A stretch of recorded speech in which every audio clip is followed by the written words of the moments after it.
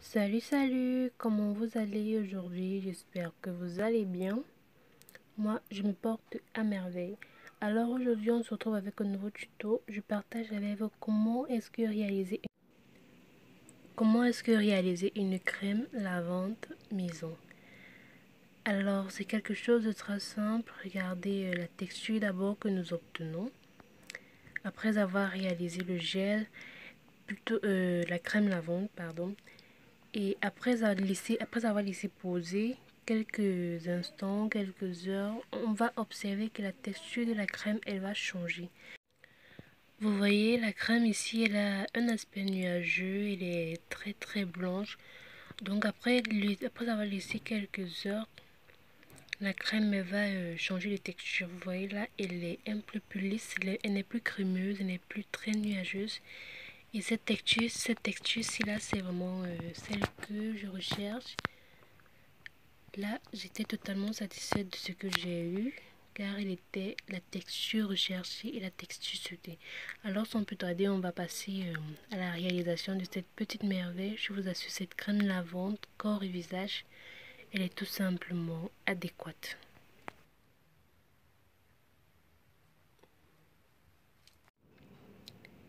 Alors, sans tarder, nous passons à la première phase, qui est la phase 1. Tout d'abord, dans mon récipient, j'en ai pris environ 350 ml d'eau. Parce que j'en fais une quantité de 400 ml, donc j'ai pris 350 ml d'eau, à laquelle je vais rajouter mon benzoate de sodium, ici qui va nous servir d'un conservateur. J'en ai mis environ 8 grammes de benzoate de sodium. Je les rajoute dans l'eau parce qu'il est soluble, tout simplement parce qu'il est soluble dans de l'eau. Donc après avoir ajouté notre benzoate de sodium, je vais rajouter de l'acide citrique, ici qui va servir comme régulateur de pH, environ 0,8 g d'acide citrique. Et puis, on va rajouter de l'urée, environ 8 grammes. Le but ici d'utiliser l'urée, c'est de jouer sur l'hydratation, parce que l'urée joue un très grand rôle. Elle est même l'un des meilleurs intrants cosmétiques qui apporte une forte teneur en hydratation. Donc si vous avez des problèmes d'hydratation, vous avez des peaux toujours sèches là, écaillées, je sais pas trop quoi, toujours la peau dure, utilisez des produits contenant de l'urée vraiment. Niveau hydratation, il n'y a pas match. Elle fait vraiment de l'effet et elle est très adaptée. Et vraiment, je sais pas trop, mais l'hydratation, c'est son domaine quoi. Donc, tout cela, on mélange. Vous pouvez fondre un peu le mélange. Donc, à ceci, je vais rajouter la glycérine. Toujours ici, qui va jouer comme un humectant, c'est-à-dire retenir l'eau. Alors concentrer la quantité d'eau dans la préparation. Et normalement, comme toujours, elle va jouer un rôle d'hydratation. On sait que la glycérine hydrate fortement. Donc.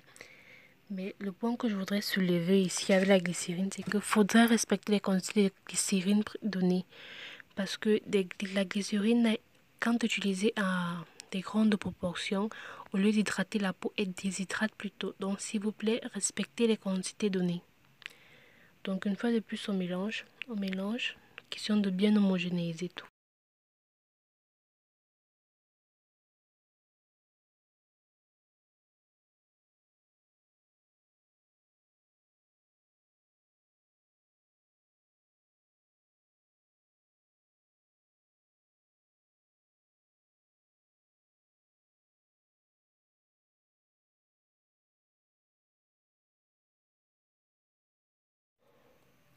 Donc, pour la phase B, on aura besoin de 3 intrants, notamment du SLS, sodium lauryl sulfate, ce que je viens d'ajouter, et puis de la cocobétaïne. Ce sont de deux tensioactifs, ce qui va nous permettre d'avoir une crème lavande, une crème moussante. C'est le tensioactif qui permet d'avoir de la mousse dans un produit. Donc, c'est ces deux-là que nous avons utilisé ici. Le SLS, c'est 15 grammes et la cocobétaïne, 70 grammes. Donc, vous remarquez que après avoir mélangé les deux et à léger épaississement, le mélange n'est plus liquide comme au début. Ça s'épaissit légèrement. C'est dû au contact des deux tensioactifs. Donc, maintenant, pour Bref, normalement dans différents tensioactifs ont différents épaississants, c'est-à-dire qu'on utilise un tensioactif. Il y a des épaississants que l'on utilise pour permettre d'hausser la quantité et la viscosité du mélange ou de la préparation. Dans le cas du SLS, l'un des épaississants utilisés c'est du sel, donc du NaCl. Et vu qu'ici on mélange de la cocobétaïne et du SLS et qu'il y a déjà une légère viscosité, ce qu'on vient rajouter c'est du sel. Le sel va permettre d'avoir une viscosité un peu plus élargie, un peu plus élevée et va jouer un rôle de consistance. Donc la propriété avec le NaCl et le SLS c'est qu'il faut utiliser la même quantité de SLS et de NaCl. Si vous prenez par exemple du sodium lauryl sulfate à 20 grammes et vous prenez du sel à 20 grammes, ça marche. Mais dans le cas où vous prenez moindre, ça va marcher, bon, oui, ça va donner. Mais si vous prenez du SLS par exemple à 20 grammes et vous prenez du sel à 30 grammes, il n'y aura pas match. Parce qu'il faut équilibrer la quantité, c'est une proportion, comment on dit déjà, le SLS et le NaCl travaillent dans un ratio 1 à 1. 1 à 1. Donc, quand vous osez déjà les quantités de sel, au-delà de la quantité du SLS utilisée, il va plutôt rétrograder la viscosité. C'est-à-dire, on l'utilise comme épaississant quand on utilise du SLS. Mais quand vous allez déjà dépasser la quantité, parce qu'on utilise la même proportion que le sodium lauryl sulfate, quand vous dépassez la proportion de sel, elle va plutôt reliquéfier votre préparation. Alors c'est un peu sur ce principe-là que j'essayais de jouer dans cette vidéo. Vous avez remarqué que j'ai rajouté du sel, et là j'en rajoute même encore. À un niveau, il y a une viscosité énorme, ça devient comme un gel vraiment très compact. Du genre, on peut même juste renverser l'assiette et tout se verse. Mais là, je ne fais que rajouter du sel parce que je veux l'effet inverse. J'ai voulu au début qu'elle épaississe mon mélange. Maintenant, vu qu'elle l'a épaissi énormément, je veux jouer une réaction inverse. Donc, je fais que rajouter pour que ça diminue encore. Je ne sais pas si vous comprenez vraiment ce que je dis. Mais voilà ça qui se passe dans la vidéo. Donc, vous voyez là, la viscosité, elle a diminué. Et je me retrouve avec maintenant la texture et l'aspect souhaité. Donc, c'est un peu comme ça que fonctionne... Et si vous utilisez le sodium lauryl sulfate ou alors du Texapon qui est du sodium lauryl sulfate et qui est obtenu par l'étoxylation du SLS, l'épaississement adéquat c'est toujours du sel. N'allez pas dépenser énormément, pourtant vous avez du sel en cuisine. Toujours les utiliser dans les mêmes proportions parce qu'au-delà, elle va plutôt reliquéfier votre préparation au lieu de garder la viscosité. Alors ici j'ai également rajouté de l'huile, une légère huile, une huile de raisin. Vous voyez quand on fait une préparation gélifiée, que ce soit un gel de douche, une crème lavante, même un simple gel visage, si vous rajoutez de l'huile, alors une matière grasse, elle aura tendance à rendre la solution nuageuse, votre préparation nuageuse. Alors c'est aussi sur ce point là que je voulais jouer ici, parce que ma crème lavante elle devait rester toute blanche. Pas vraiment blanche, comment dire, translucide quoi, mais je voulais cet aspect là nuageux parce que je recherche un aspect spécifique pour ma crème lavande, parce que la crème lavande elle va pas rester nuageuse, je vais la laisser poser un certain moment et puis on va revenir, on va se rendre compte que la consistance, même la couleur elle a changé. Donc vous pouvez prendre de l'huile de votre choix, c'est cette huile là qui donne cette couleur toute blanche là, un peu nuageuse comme vous voyez, voilà.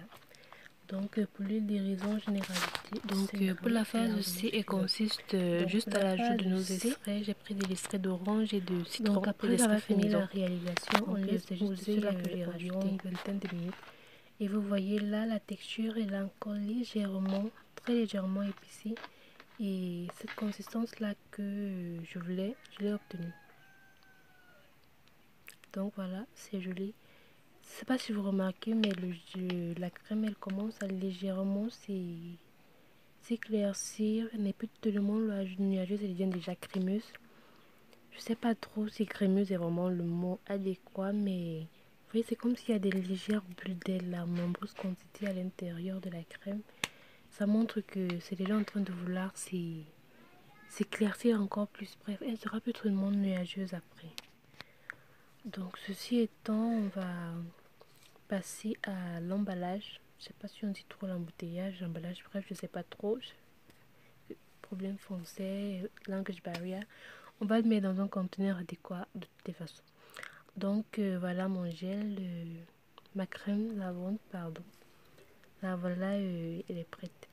Donc je vais vous montrer un peu, question de voir comment c'est d'abord pour un premier temps. Regardez, elle est encore crémeuse, nuageuse parce qu'elle est toute blanche. Donc voilà ce que l'on obtient. Puis ce que l'on fait, on laisse poser environ, ça prend du temps pour que la texture change, environ 1 à 2 heures de temps. Donc je vous reviens pour vous montrer à quoi est-ce que ça ressemble après. Donc l'utilisation c'est simple, vous pouvez l'utiliser tous les jours, c'est comme vous voulez. Ça vous pouvez vous laver directement avec comme un gel de douche, ou alors c'est après, ça va après le bain. Vous avez votre gel de douche ou alors votre savon, vous utilisez maintenant votre crème lavande pour vous nettoyer le teint et vous hydrater davantage. Donc comme je le disais, voilà, environ 2 heures de temps après, voilà la texture que nous avons. Oh, regardez vous-même le gel. Vous voyez, on passe d'une teinte à une autre. Elle était nuageuse tout à l'heure, elle était totalement blanche, crémeuse. Mais regardez la texture du gel maintenant. Vous voyez, je sais pas, elle n'est plus tellement nuageuse. C'est comme si dans le gel, il y a un mélange de couleurs blanches. Et cette teinte aussi est due à la présence de l'huile. Par exemple, là, quand vous faites un gel et vous voulez avoir ce genre de consistance, si vous achetez légèrement d'huile, elle sera un peu crémeuse, nuageuse. Mais après avoir laissé poser, vous allez voir que la texture va changer. Et c'est la particularité quand on utilise, quand on active du SLS et on utilise comme épaississant du NaCl qui est du sel de cuisine. Donc voilà, c'est fini pour aujourd'hui.